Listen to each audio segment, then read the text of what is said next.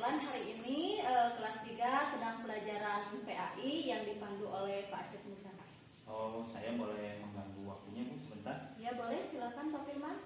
Ini Bu, di kali ini saya itu akan melakukan kegiatan praobservasi Ya. sesuai dengan kegiatan yang sudah saya sampaikan kemarin, bahwasanya saya itu akan melakukan supervisi akademik di kelas Ibu.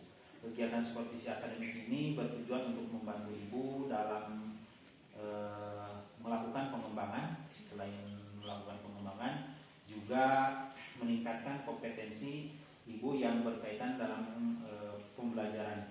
Dan kesempatan ini juga kita akan ngobrol-ngobrol santai gitu. Pada kegiatan praobservasi ini saya lakukan untuk melihat sejauh mana persiapan Ibu dalam persiapan pembelajaran yang akan disupervisi. Kira-kira dari kegiatan pembicaraan hari ini kita itu apa yang diharapkan oleh Ibu sendiri? Dari pembicaraan kali ini saya harapkan kita dapat berbincang-bincang, sharing, saling bertukar pikiran dan pengalaman, baik itu dari Pak Firman maupun saya.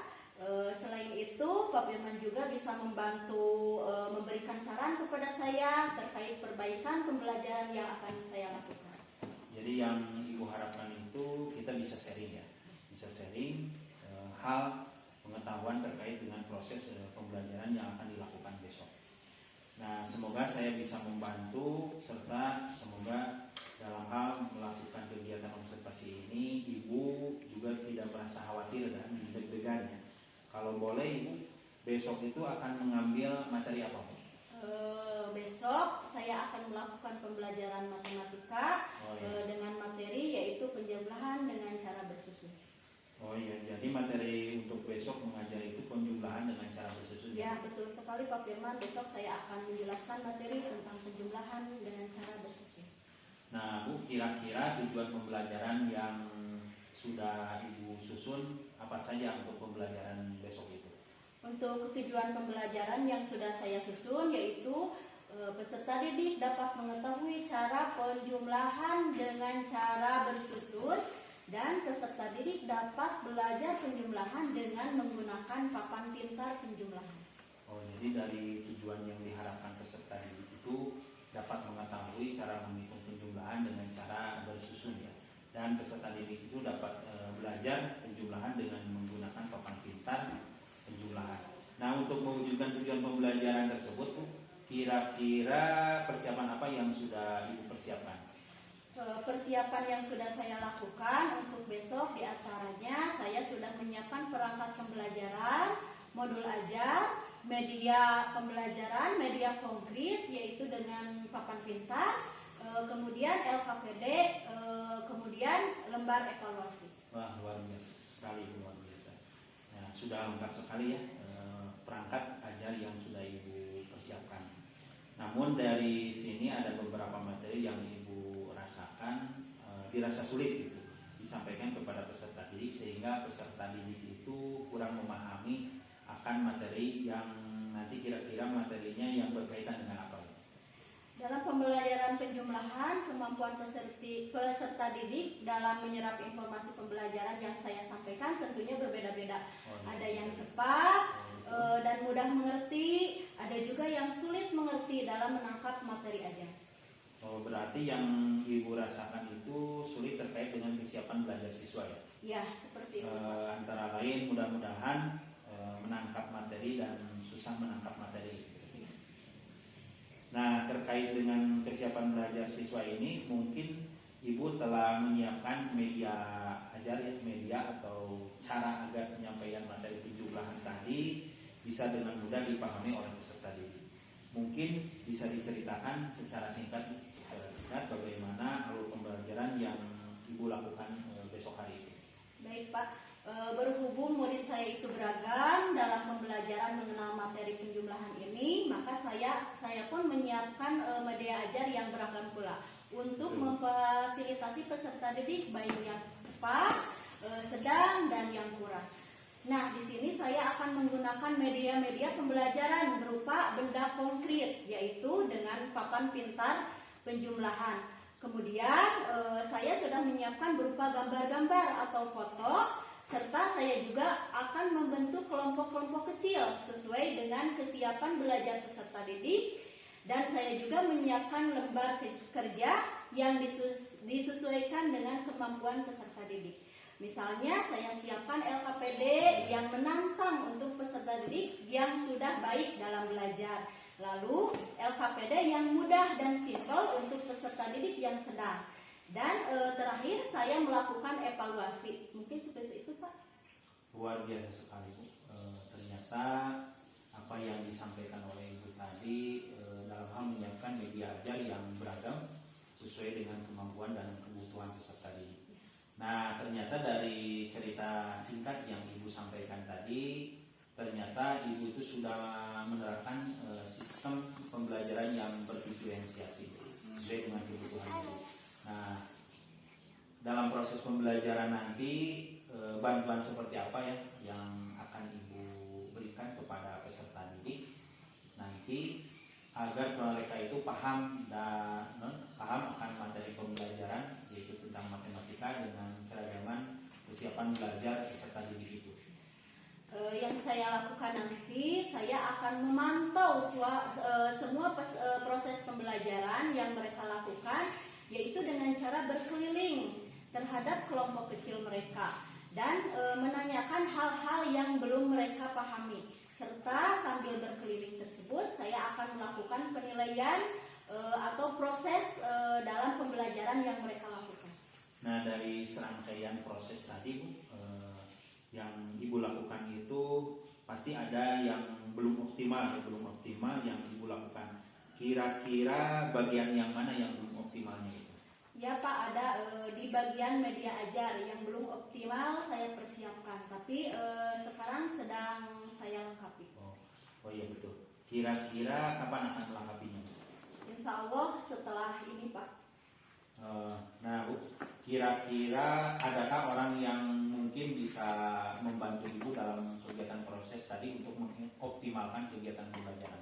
Jelas ada Pak, mungkin dari guru-guru yang lain atau rekan-rekan yang lain ya, atau mungkin dari Bapak sendiri boleh bisa membantu saya dalam melaksanakan. Ya baik Bu, dengan senang hati insya Allah saya akan membantu Ibu.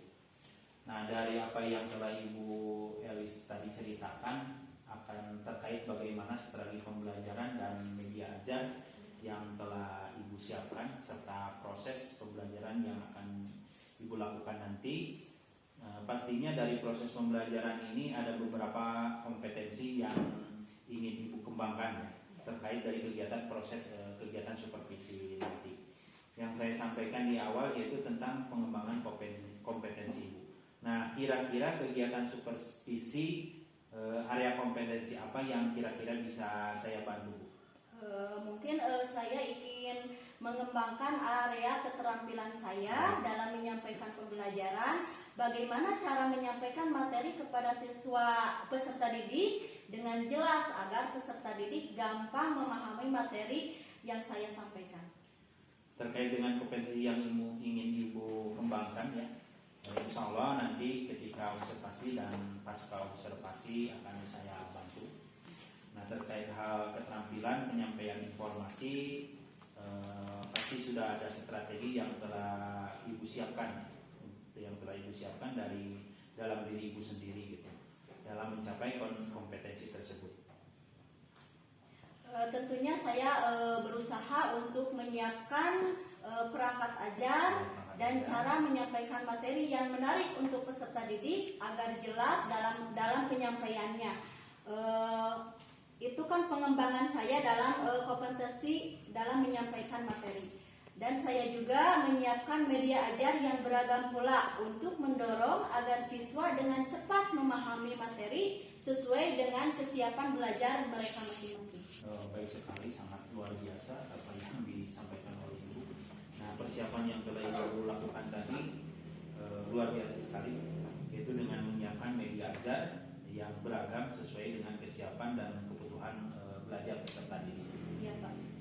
Nah, Bu, dengan semua persiapan yang telah Ibu siapkan, ya, mudah-mudahan kegiatan supervisi yang akan kita lakukan nanti bisa berjalan dengan baik dan saya bisa membantu Ibu dalam mengembangkan kompetensi yang ingin Ibu tingkatkan.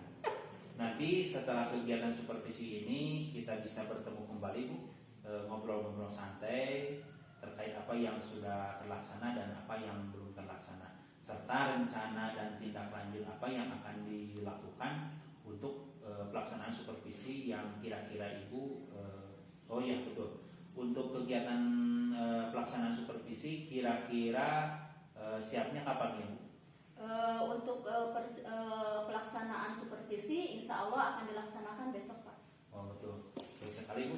Terima kasih Ibu sudah memberikan waktunya kepada saya bisa berbincang-bincang dan mudah-mudahan untuk besok hari dalam kegiatan supervisi itu tidak ada halangan dan kita berjalan dengan lancar. Ya, terima kasih Pak Firman. Mudah-mudahan acaranya bisa berjalan dengan lancar. Sama-sama.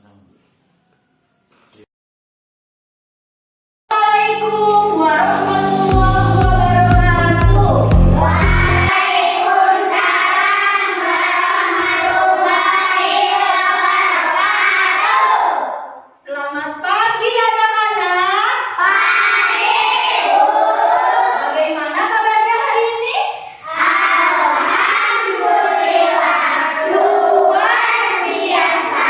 Allahu Akbar. Sebelum kita belajar, terlebih dahulu kita baca doa. Siapa yang mau memimpin doa, ajukan tangannya. Ya, silakan Fitri untuk memimpin doa. Siap, gerak, baca doa dimulai. Bismillahirrahmanirrahim.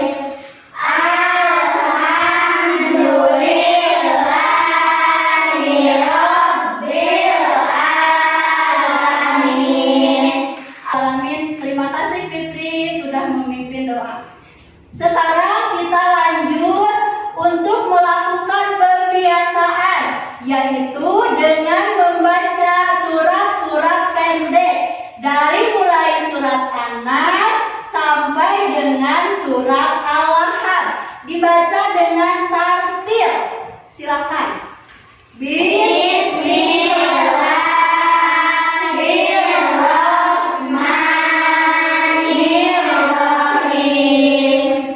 Qul a'udzu birabbin nas, malikin nas, ilahin nas, min syarril waswasil khannas. Sekarang Ibu akan mengabsen siswa. Coba siapa yang tidak hadir hari ini? Kenapa Albi tidak hadir? Nah, kita doakan mudah-mudahan Albi cepat sembuh supaya bisa beraktivitas lagi seperti sedia kala. Nah, untuk menumbuhkan rasa patriotisme kita, marilah kita bernyanyi dengan judul Garuda Pancasila. Kalian berdiri dengan sikap sempurna. Silakan berdiri. Dalam hitungan ketiga, kalian langsung bernyanyi. 1, 2, 3. Garuda Pancasila, akulah pendukungmu.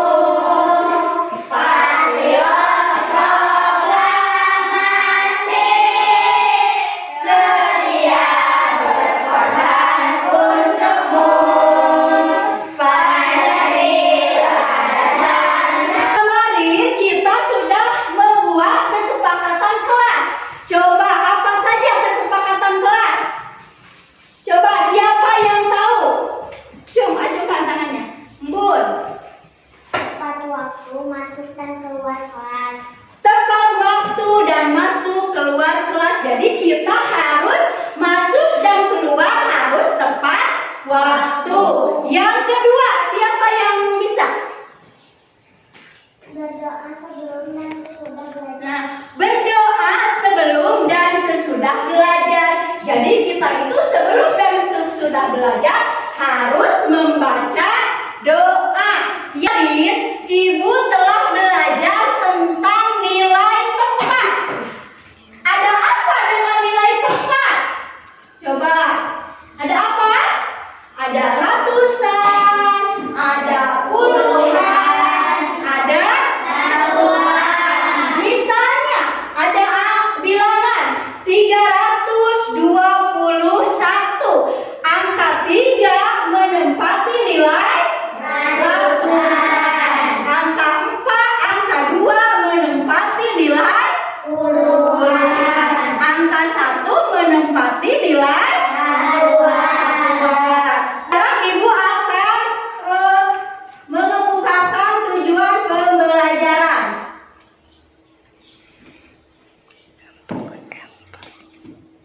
Nah, tujuan pembelajaran yang pertama yaitu peserta didik dapat melakukan operasi hitung penjumlahan. Yang kedua, peserta didik dapat menyelesaikan masalah atau soal yang berhubungan dengan penjumlahan. Yang ketiga, yaitu peserta didik dapat mengetahui cara menghitung penjumlahan dengan cara bersusun pendek. Yang keempat, tujuan pembelajarannya yaitu peserta didik dapat belajar penjumlahan dengan menggunakan papan pintar. Yang tidak ingin naik kelas? Ada yang tidak ingin naik kelas? Tidak. Semua ingin naik kelas. Kalau semua ingin naik kelas, kita itu harus belajar yang rajin supaya nilainya bisa meningkat. Nah, sekarang ibu punya pertanyaan. Di siswa SD kelas 4, laki-laki jumlahnya ada 11 dan siswa perempuan jumlahnya ada 8. Coba yang bisa 11 ditambah 8 berapa? Coba acungkan tangannya. Berapa? 19. Berapa? 11 ditambah 8 sebab berapa? Siapa yang tahu? Berapa? 19. Iya betul, 19. Tepuk tangan. Sekarang ibu mempunyai video tentang penjumlahan. Kalian simak baik-baik video tentang penjumlahan.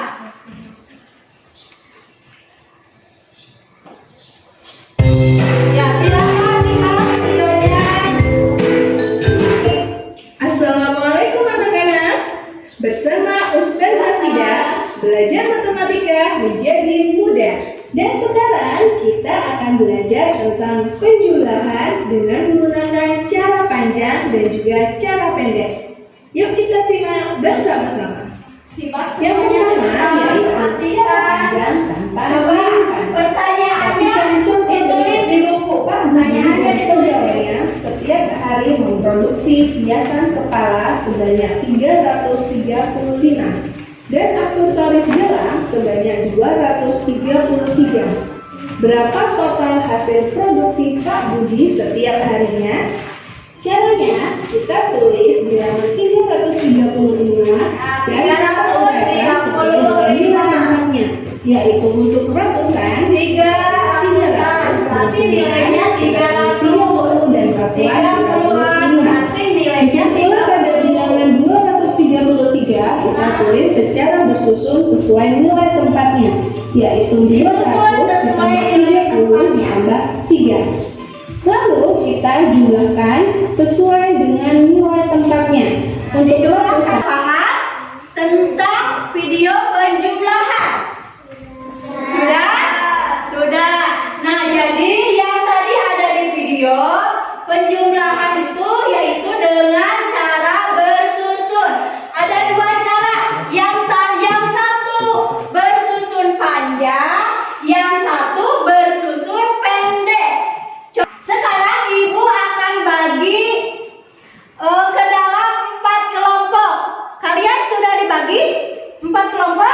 Ya, tadi kalian sudah dibagi menjadi 4 kelompok. Nah, kelompok 1 ini, kelompok 2 ini, kelompok 3 ini, kelompok 4 ini. Ibu akan membagikan papan pintar penjumlahan. Silakan.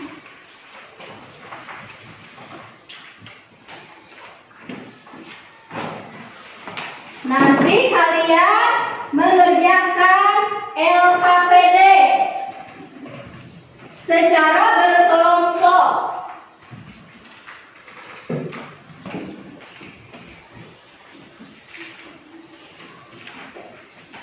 Ini LKPD-nya.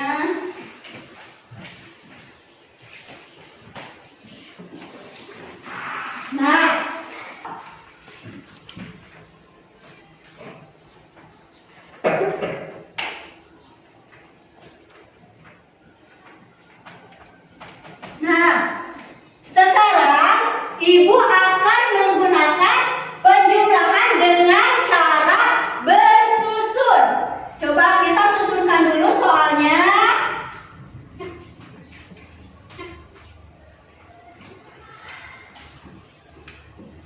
Nah, satuan dengan satuan, puluhan harus sejajar dengan puluhan, ratusan harus sejajar dengan ratusan. Jadi cara menyimpannya harus benar. Satuan dengan satuan, puluhan dengan puluhan, ratusan dengan ratusan.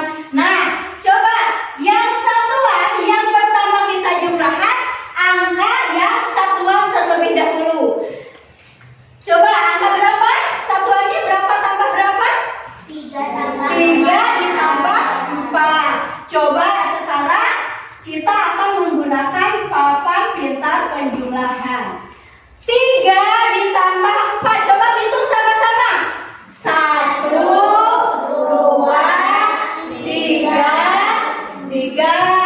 Simpan di satuan. Lanjut. Ditambah berapa? 4. Kita hitung. 1, 2, 3, 4. Nah, satuan ditambah dengan satuan.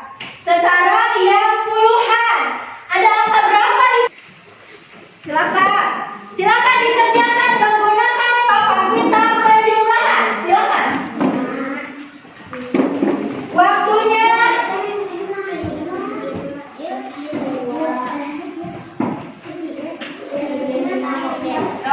Silakan.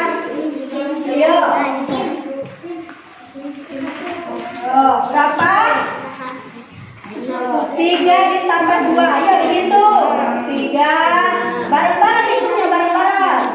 Simpan ininya di sini, so. Bareng-bareng 2. Sekarang 2. Simpan di mana? Simpan di satuan. Sekarang yang puluhan. Yang puluhan. Nah, berapa? Angka berapa? 5. Simpan di puluhan. Kemudian dijumlahkan berapa? Sekarang yang ratusan. Nah, ratusan simpan di.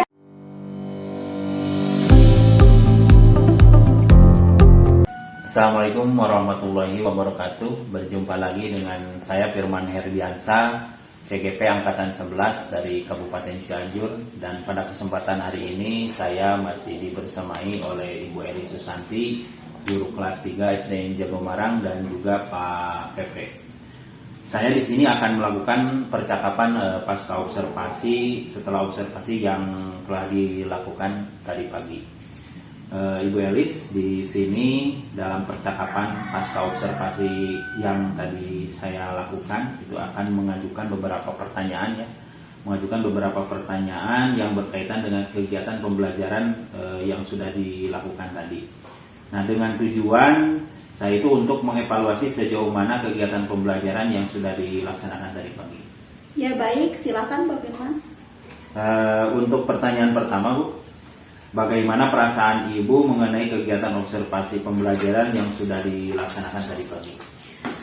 Perasaan saya pada saat diobservasi, walaupun ini bukan pertama kali ya bagi saya melakukan ini, namun tetap saja masih ada rasa deg-degan, ada rasa tegang, dan rasa khawatir dan takut melakukan kesalahan pada saat melakukan pembelajaran berlangsung. Namun alhamdulillah itu semua bisa diatasi dan kegiatan pembelajaran bisa berjalan dengan lancar walaupun masih ada kekurangan-kekurangan yang harus diperbaiki. Baik, alhamdulillah ya Bu, bisa diceritakan kembali area pengembangan yang Ibu dilakukan di dalam kelas ya, dan langkah-langkah atau tahapan-tahapan pembelajaran yang sudah Ibu lakukan kira-kira apa saja itu Bu? Area pengembangan yang sudah saya laksanakan adalah yaitu pengetahuan dan keterampilan, sedangkan tahapan-tahapan dalam pembelajarannya adalah dari mulai kegiatan awal, kegiatan inti, kegiatan akhir sampai evaluasi sudah saya laksanakan. Nah, menurut Ibu Elis nih ya, menurut Ibu Elis, apakah area pengembangan yang Ibu kembangkan tadi itu sudah berhasil dengan baik atau belum? Menurut saya sudah Pak, namun memang masih ada sedikit kendala. Ini mungkin sudah lazim ya dialami oleh rekan-rekan guru yang lain juga, yaitu ada beberapa anak yang kurang aktif atau kurang antusias dalam mengikuti pembelajaran. Betul Bu, masalah seperti ini memang sudah lazim ya, sudah lazim dialami oleh setiap guru dalam kegiatan pembelajaran. Nah, lalu apa yang Ibu lakukan untuk mengantisipasi masalah tersebut ketika kegiatan pembelajaran berikutnya? Cara mengatasi masalah tersebut dalam pembagian kelompok, saya berpedoman berdasarkan pada gaya belajar mereka, disesuaikan dengan tingkat kebutuhan anak, yaitu ada yang gaya belajar visual, auditori maupun kinestetik, sehingga anak akan merasa lebih aman dalam melaksanakan pembelajaran.